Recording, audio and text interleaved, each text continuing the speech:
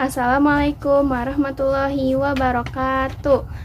Sampurasun tepangkeun nami abdi Kuinsa Febriani Gunawan ti kelas 7C ti SMPN Hiji Dayakolot.